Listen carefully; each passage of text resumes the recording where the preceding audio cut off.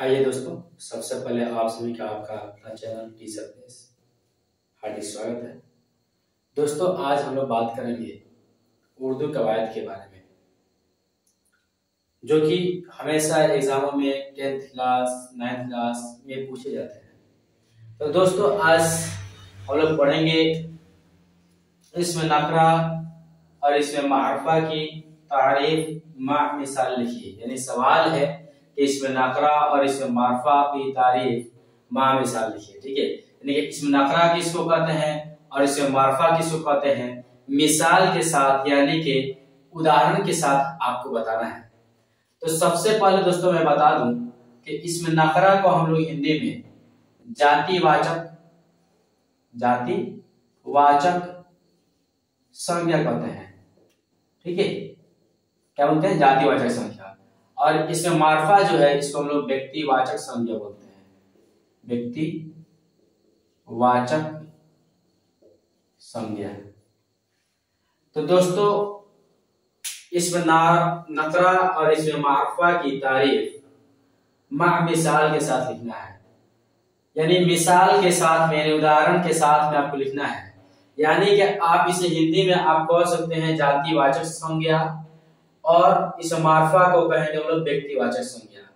तो जातिवाचक संज्ञा दोस्तों आप पढ़ चुके होंगे, जिससे जाति पर का बोध होता है उस हम लोग जातिवाचक संज्ञा कहते हैं। तो इसमें नकरा कहिए या हिंदी में इसको जातिवाचक संज्ञा कहिए।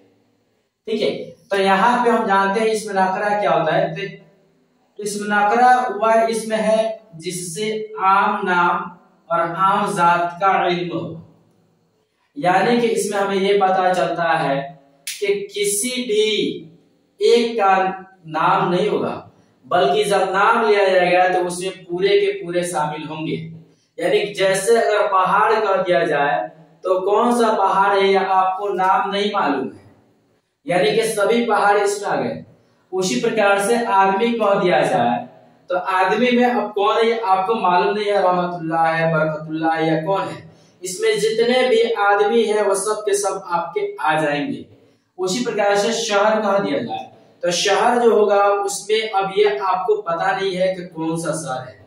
यानी कि इसमें कहा जा सकता है कि इसीलिए मैंने आपको बताया कि जातिवाचक संज्ञा, इसको हम लोग उर्दू में इसमें नकरा कहते हैं। जाति से ही आपको यह आपको स्पष्ट कर रहा है, जाति मतलब पूरी जाति। यानी कि अगर किसी एक का नाम ले तो उसमें पूरे शामिल हो जाए।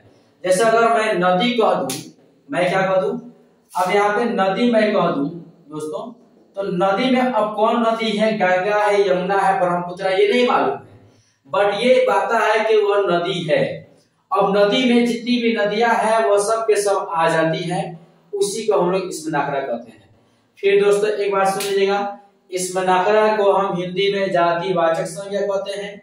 और जातिवाचक का ही आपको डेफिनेशन याद होगा, यानी कि आपको परिभाषा याद होगा कि जिससे जाति भर का बोध होता है उसे हम जातिवाचक संज्ञा कहते हैं।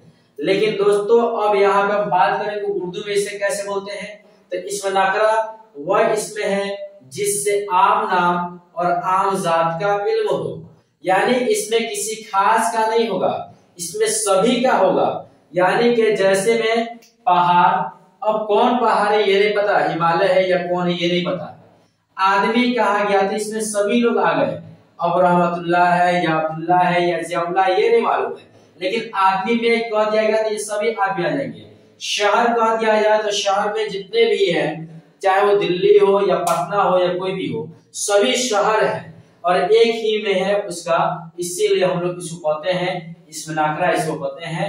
या उसके बाद में हम लोग इसमें मारफा के बारे में जानेंगे। इसमें मारफा क्या होता है। तो इसमें मारफा वर्ड इसमें है जिससे किसी खास आदमी जगह का नाम मालूम है। तो देखिए इसमें आम था और इसमें खास है, यानी किसी न किसी एक खास व्यक्ति का नाम होगा। क्या होगा दोस्तों, किसी न एक किसी खास व्यक्ति का नाम होगा या जगह का नाम हो या किसी भी चीज का नाम हो, और तो वह खास होना चाहिए। जैसे में आप देख सकते हैं कि अनवर, ठीक है, अनवर क्या है, एक किसी खास आदमी के नाम है।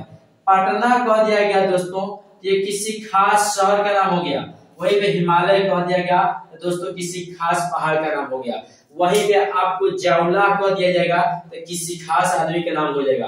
अगर गंगा कह दिया जाएगा तो किसी खास क्या हो जाएगा, किसी न किसी खास नदी का नाम हो जाएगा। तो जिससे दोस्तों अगर ये पता चले कि किसी खास जगह या आदमी का नाम मालूम होगा, उसे हम लोग क्या कहेंगे, इसमें मार्फा कहेंगे। और जिसमें पूरी जाति के बारे में हमको जानकारी मिल रहा होगा तो उसे हम इसमें नकरा कहेंगे। देखिए इस मार्फा के जो हिंदी होता है उसे हम लोग व्यक्तिवाचक संज्ञा कहते हैं। इससे क्या होता है, जिससे किसी खास व्यक्ति या जगह या स्थान का नाम का बोध हो उसे हम व्यक्तिवाचक संज्ञा कहते हैं। यानी कि इसमें बिल्कुल स्पष्ट कर दिया जाता है कि कोई ना कोई खास होना चाहिए, कि बिल्कुल उसका नाम से स्पष्ट होना चाहिए।